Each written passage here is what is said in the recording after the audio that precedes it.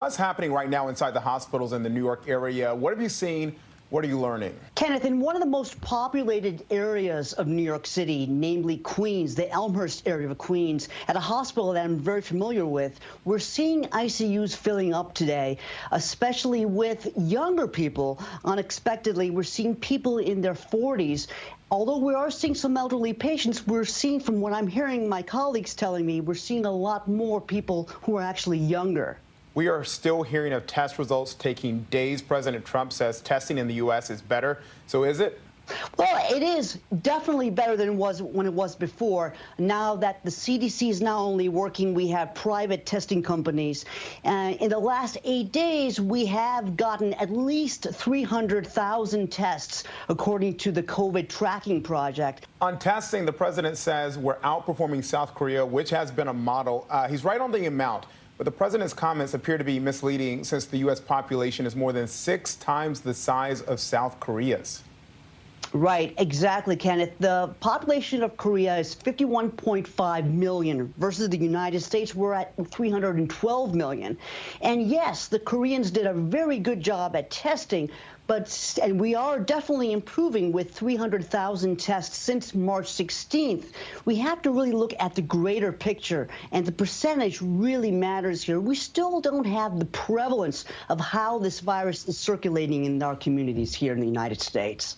And some extraordinary reports coming out of Washington State, which is now considering a blanket DNR order, do not resuscitate on the sickest COVID-19 patients. Your thoughts?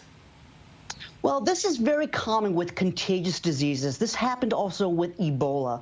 When we run a code, as we call it, where a patient's going into cardiac arrest and we're performing CPR, people rush into the room rapidly, and it is a scene that sometimes is chaotic, and there's not enough time to put protective clothing on. So there's a high chance of getting infected, especially for healthcare workers. And by the time we do get our protective gear on, it's often too late anyway. So some people are suggesting that we make patients who are infectious DNR. Now, I want to make sure that people understand DNR does not mean do not treat. They would get full treatment. It would just mean if their heart were to stop for any reason, such as a cardiac arrest, we would not perform the CPR or the invasive procedures to bring them back. When a person hears do not resuscitate during this pandemic, they think the worst, obviously, automatically. Is that just the reality where we are right now with this?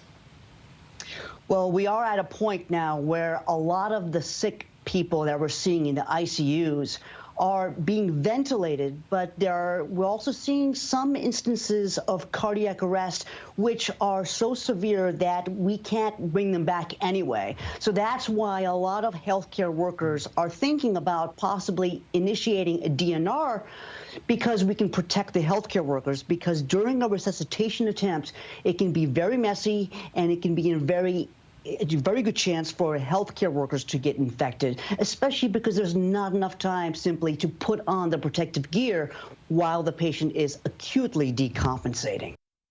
And one more important point from Dr. Ali, he cautioned people about going to the ER when you think that you might have some sort of symptoms.